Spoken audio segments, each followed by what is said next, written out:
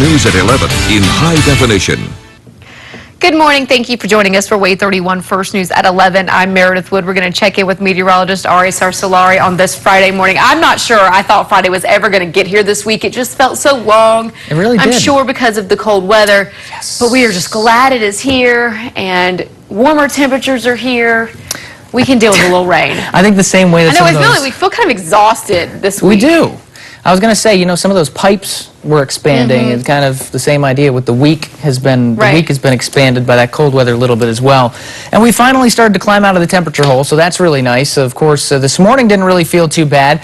You know, I would like to see the temperatures warm up a little bit more than this into the afternoon, but, you know, mid to upper 40s, not too shabby. The WAAY 31 water garden is finally starting to melt. Still just a little bit of ice on it, and you'll see some ice on the sides of the roads at times. There's the water garden I was talking about. A little bit tough to see, but on the left side there on the surface there is just a tiny bit of ice left.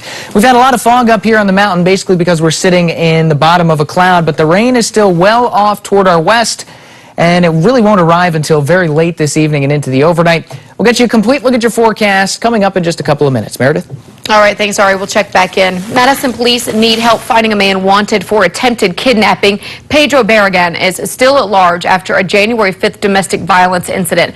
Barragan fled the scene before police arrived. He's considered armed and dangerous. Police say Barragan could be traveling in a stolen blue Ford Crown Victoria. Barragan works as a bricklayer and may be on the scene of a construction site. Anyone with information on his whereabouts needs to call Madison police.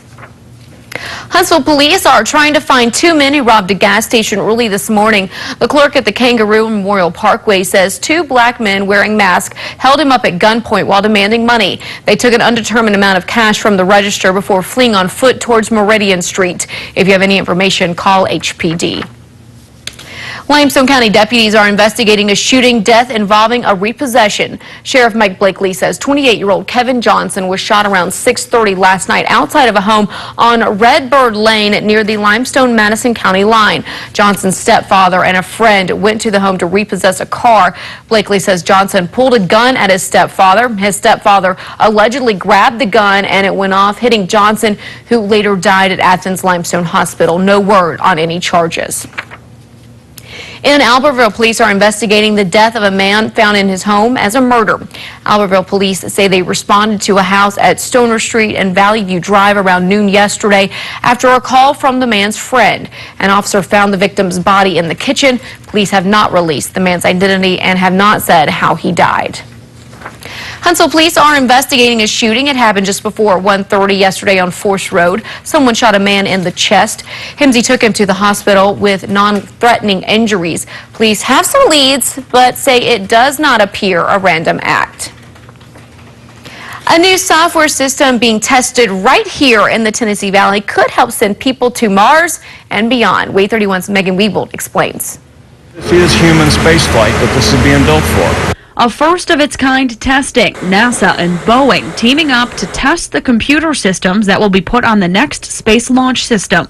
SLS is, of course, the rocket that NASA is building. It's really a game changer for us.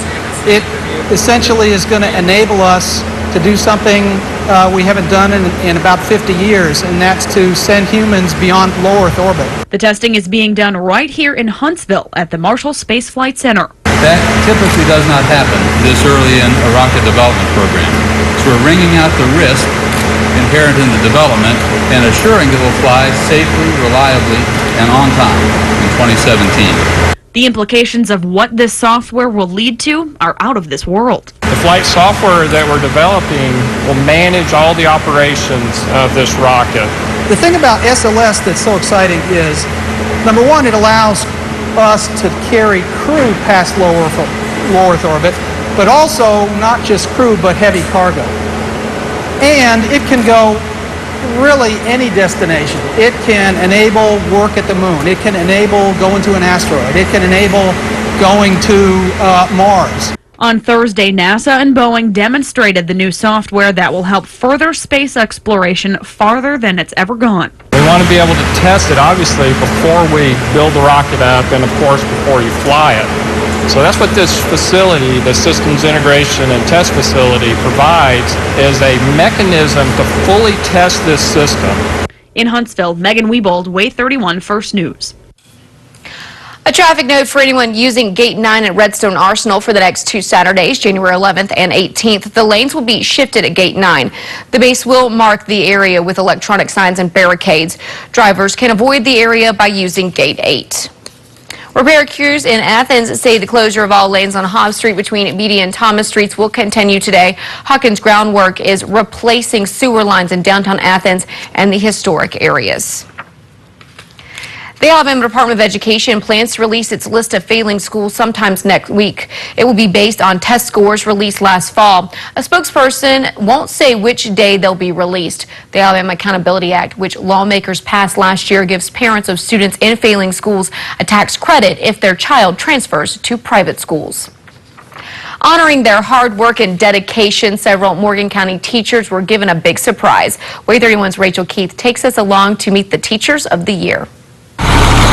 For the third year, the Morgan County Schools Superintendent and Central Office staff board the Teacher of the Year caravan to surprise 2 special teachers. We wanted our Teacher of the Year to feel like they were very special and that they were appreciated. And we thought this would be a great way to surprise them and just make their day. We all ready to roll? We're ready. All right. The first stop is West Morgan High School. She has no idea that it's going to be her, so we're going to surprise her with flowers, balloons. English teacher Brandy Ashby discovers she is Morgan County's High School Teacher of the Year. I don't like a lot of attention. It makes me nervous, but I was happy and pleased. And it was also announced to some of her students. She is Morgan County Schools High School Teacher of the Year. I enjoy my job. I enjoy it a lot.